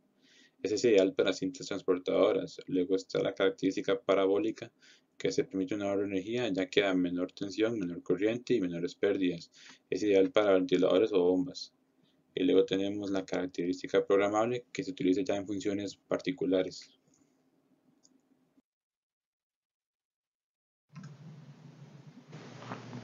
Búsqueda y subsanación de fallos. Para lo que es el módulo con variador de frecuencia que se está utilizando como ejemplo, se encuentran algunos consejos en caso de que exista algún fallo, como por ejemplo el uso de LED para identificar dichos errores. Si este no se ilumina, el convertidor estaría apagado. El parpadeo de 200 milisegundos encendido y 800 milisegundos apagado es para cuando está operativo. Si el parpadeo es de cada 500 milisegundos, indica un fallo interno. A lo que también tenemos indicaciones para este caso, como los parámetros que se muestran en pantalla para configurar correctamente el BOP.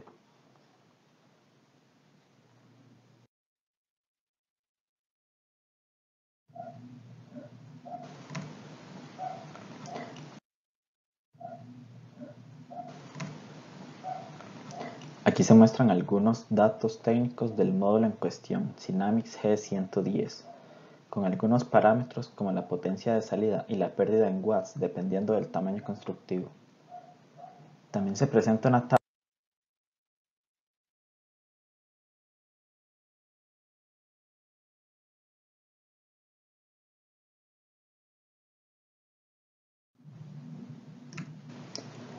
compatibilidad electromagnética o EMC.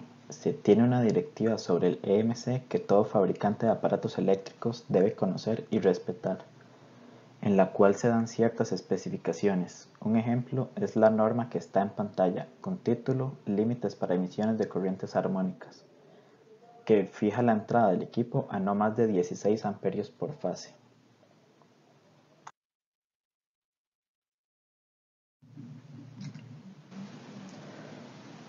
Ahora se presentan tres casos de aplicaciones para el EMC. El primero viene siendo en aplicación industrial en general, donde hay una tabla que registra ciertas normas y sus respectivos límites según el fenómeno, entre ellos la descarga electrostática y la interferencia tipo burst.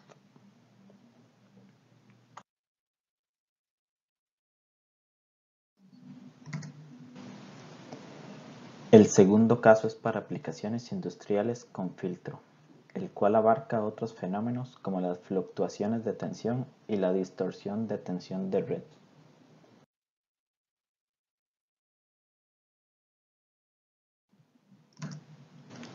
Y así de igual manera para el tercer y último caso, filtro para zonas residenciales, comerciales e industriales.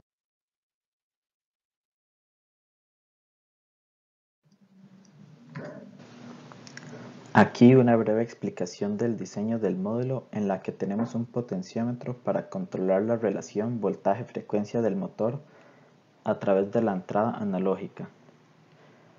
Se define previamente el parámetro en el BOP para así controlar la velocidad del motor en las variantes analógica y digital. El potenciómetro se conectaría en la parte lateral derecha del variador de velocidad. Otra parte importante del diseño es el disparo de relé, el cual permite el disparo desde el microcontrolador, cerrando el circuito y activando el giro del motor a la izquierda o derecha. A la derecha se puede observar un pequeño diagrama que explica el funcionamiento del variador de una forma simplista, donde se enciende, recibe un pulso, gira a la derecha o izquierda según dicho pulso, y se repite el proceso hasta que el variador se apague. Muchas gracias por su atención.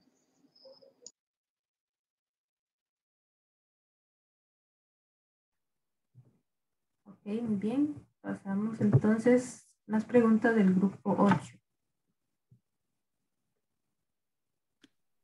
Buenas.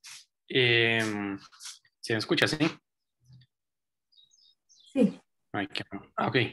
Era una pregunta en cuanto al método de variación de velocidad por frecuencia. Bueno, más o menos son como dos preguntas. O sea, que por qué es necesario reducir el voltaje cuando se opera a velocidades menores de la velocidad base y de dónde se hace la reducción de ese voltaje. Buenos días.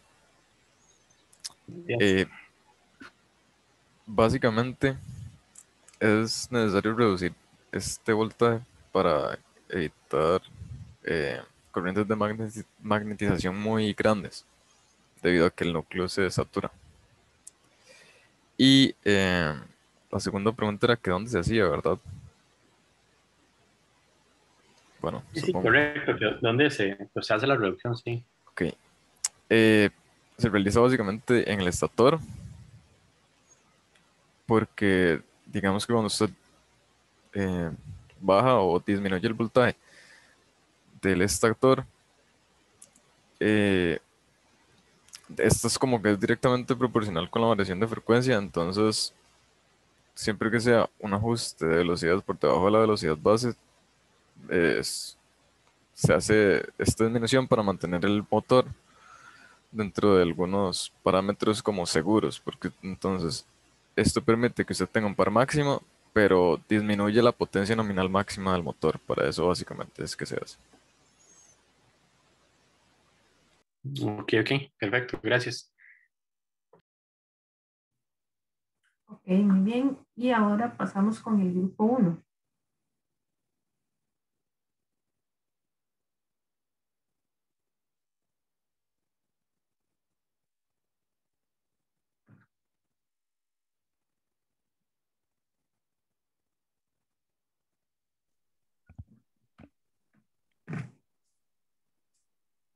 Ok, profe, se lo comparto, ok.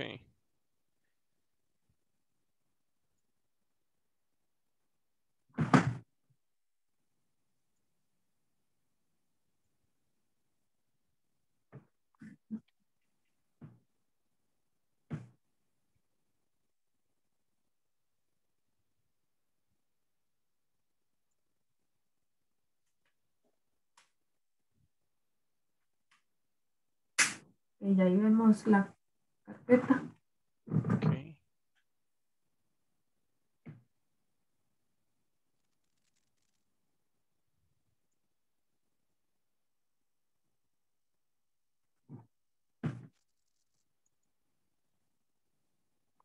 ¿Se escucha bien ahí?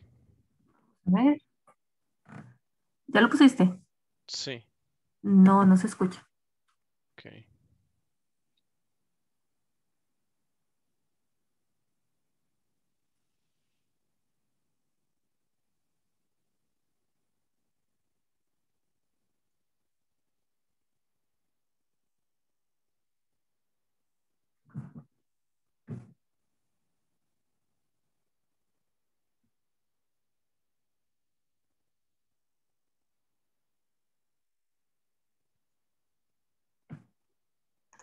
Compañero, antes de compartir la pantalla hay una opción que dice activar sonido de la computadora.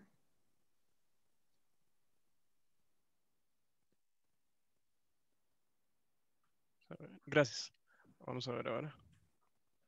Formados por Christopher Carrillo, Daniel Ahí sí. Castro. Ok, voy a volverlo. Buenos días, profesora, compañeras y compañeros. Nosotros somos el grupo 1, estamos conformados por Christopher Carrillo, Daniel Castro, Steven Chacón, Adrián Montero y Fabricio Rojas. La tesis que escogimos para analizar se titula Diseño y control de un inversor para un convertidor de una subestación de energía unimotriz, lo cual es una estación que transforma la energía de las olas del mar en electricidad. Problema a solucionar. Como el título lo menciona, a lo largo de la tesis se explica las consideraciones que se tuvieron a la hora de realizar el diseño del inversor para la subestación de energía unimotriz, así como las contemplaciones para diseñar el control.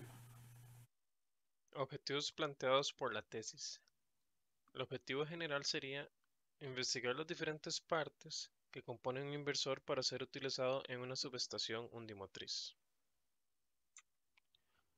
Los objetivos específicos serían introducir brevemente los conceptos teóricos que se relacionan con los inversores, diseñar el circuito de control de compuerta para el inversor, implementar las protecciones necesarias para que el circuito funcione correctamente, realizar el análisis de filtros para asegurar la calidad de la energía producida y por último, describir el concepto de compensación CD. Pasamos ahora al fundamento teórico, comenzando por el inversor. El inversor utilizado es un convertidor de C a C que utiliza IGBTs como switches.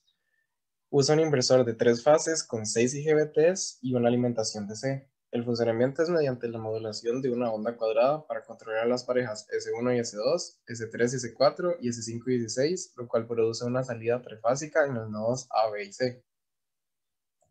Para los armónicos, todas las funciones se pueden expresar como una serie infinita de ondas senoidales y cosenoidales, que esto corresponde con las series de Fourier como se ve en clase.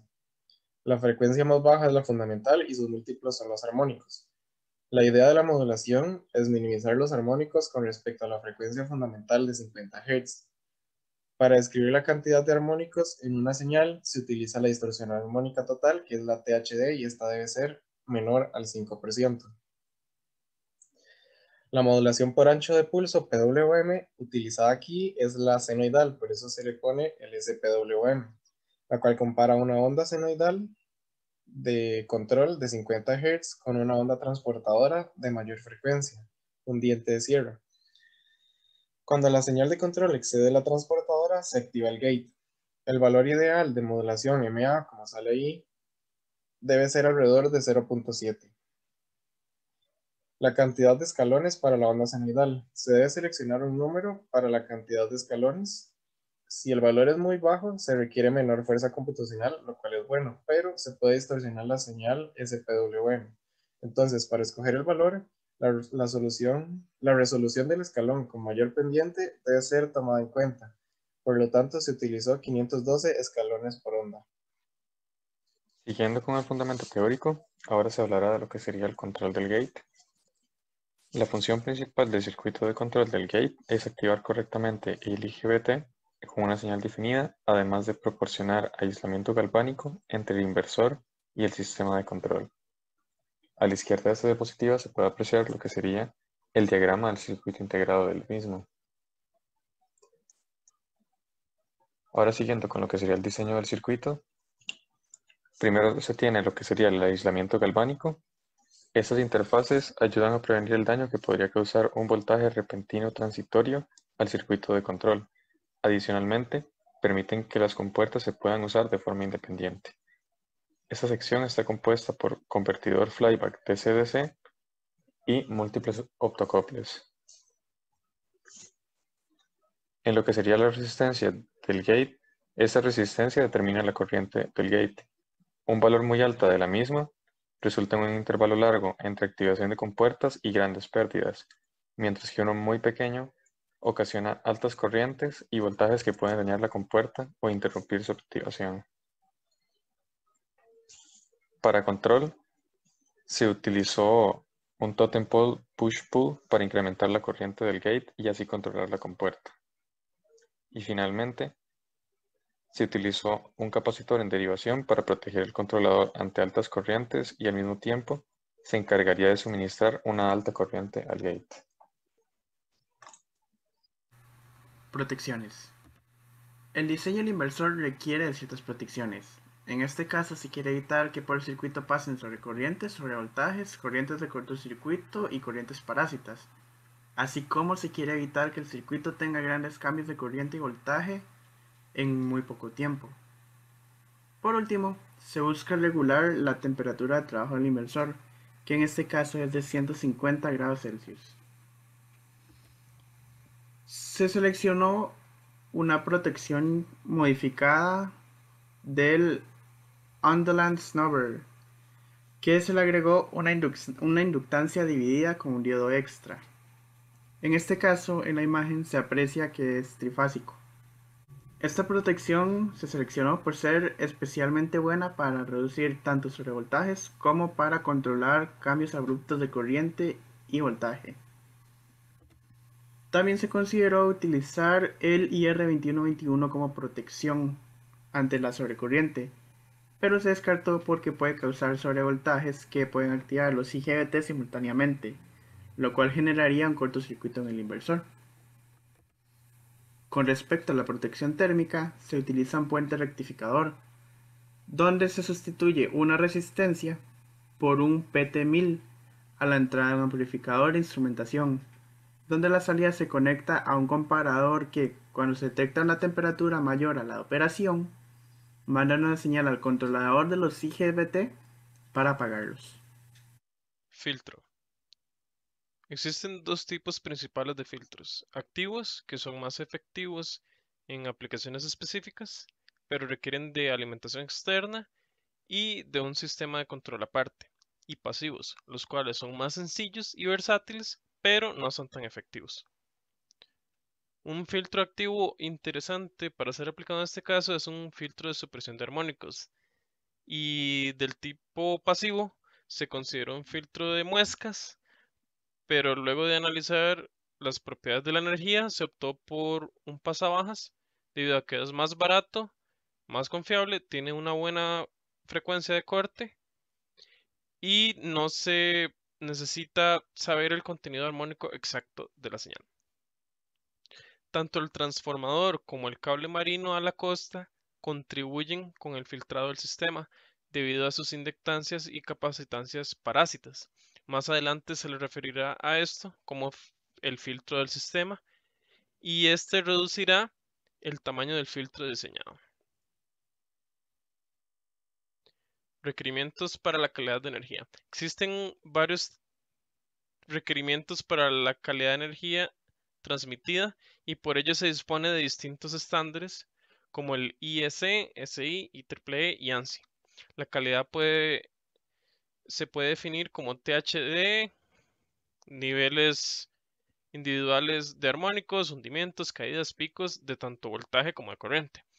Para este caso de esta tesis, se especifica que se debe mantener la distorsión armónica bajo el 5% y el valor pico de los armónicos por debajo del 0.35% del voltaje nominal.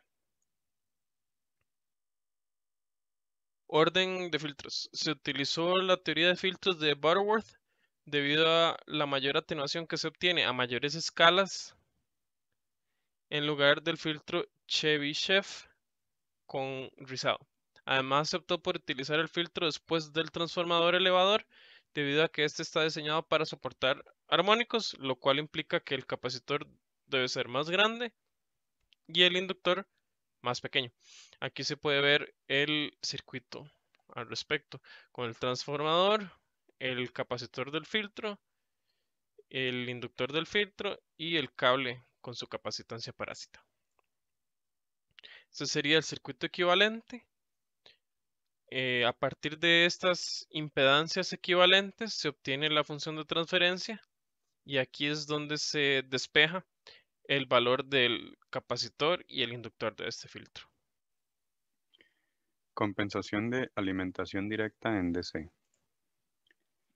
Aún después de la rectificación, todavía existe una variación en la tensión DC de baja frecuencia. Y esta variación de tensión causa que también varíe la tensión RM de salida. Se podría pensar que la solución es variar la frecuencia, pero esto solo cambia la distorsión armónica total, no varía la tensión RMS. Entonces, para solucionar el problema, se decidió variar la pendiente del diente de sierra. Cuando aumenta la tensión DC de entrada, se incrementa la pendiente del diente de sierra y entonces el switch se apaga antes. Esto entonces ocasiona que el ciclo del PWM disminuya y con esto disminuye la tensión RMS de salida. A continuación, se explicará brevemente lo que sería la solución al problema. Primeramente, todo el circuito con protecciones fue diseñado y dibujado en Eagle Schematics. El PCB se diseña para colocarse encima del módulo IGBT, minimizando así la inductancia parásita de los cables de la señal y la influencia EMI externa. Se coloca un aislamiento entre los componentes y los cables de tipo líder para evitar un disparo de voltaje en el PCB. También es necesario considerar que estos cables deben ser lo suficientemente anchos para una resistencia mínima, ya que en el caso contrario podría ocasionar una caída de voltaje. Esto es importante debido a que una diferencia de inclusive 3 volts puede arruinar todo el proceso de activación. Debido a que la PCB debe tratar con un valor de voltaje y frecuencia de activación altos, fue necesario implementar múltiples capas ya que esto ayudaría a estabilizar el circuito y disminuir el riesgo de un disparo de voltaje.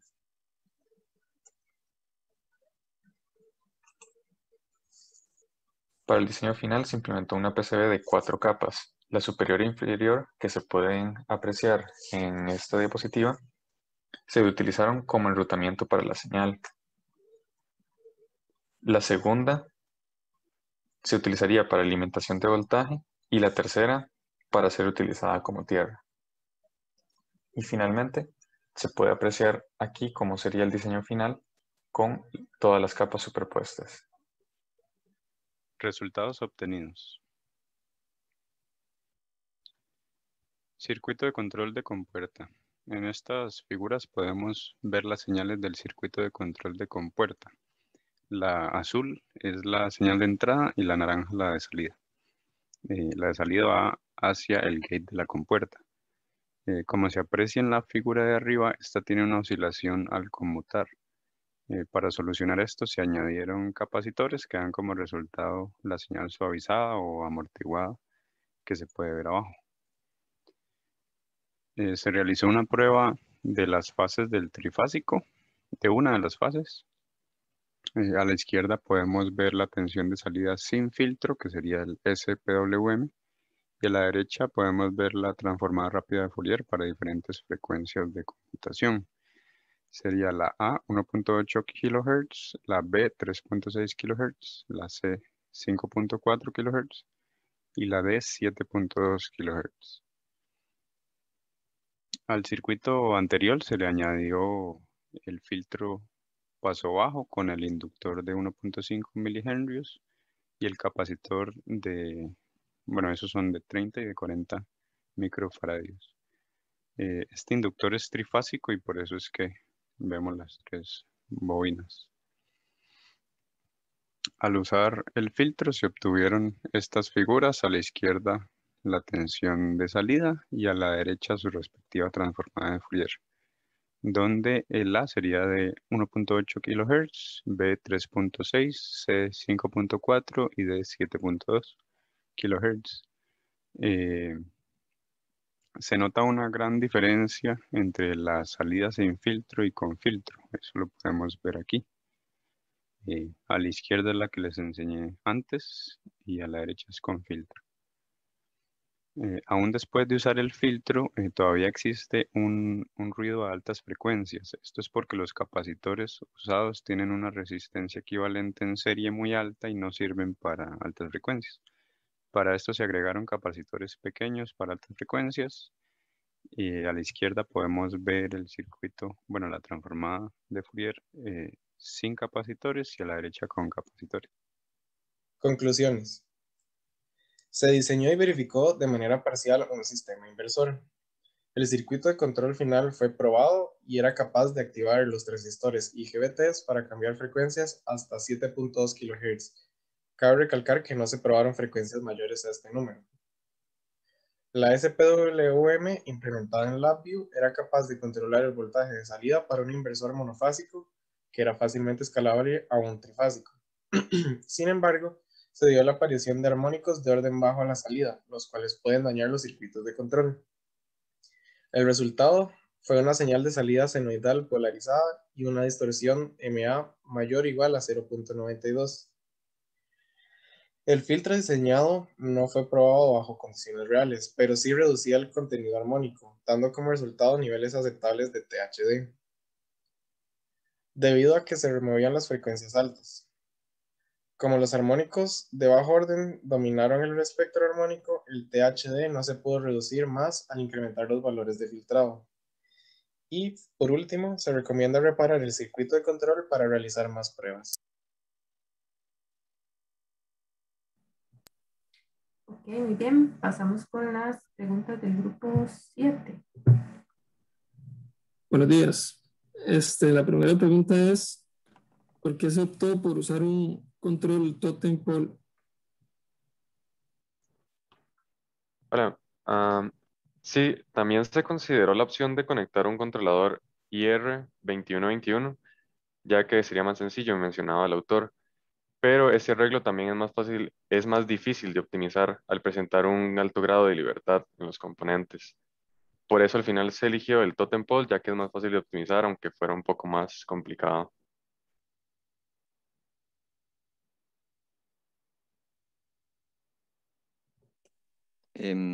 La segunda pregunta sería, ¿por qué usaron los transistores IGBTs en vez de MOSFET o algún otro tipo? Hola, sí. Se usaron los IGBTs porque estos son como una combinación de MOSFETs y bipolares que presentan como las características de velocidad de MOSFET, de alta velocidad de los MOSFETs y bajas pérdidas de conducción de los bipolares. Ok. Bueno, entonces ya estaríamos con las presentaciones de hoy.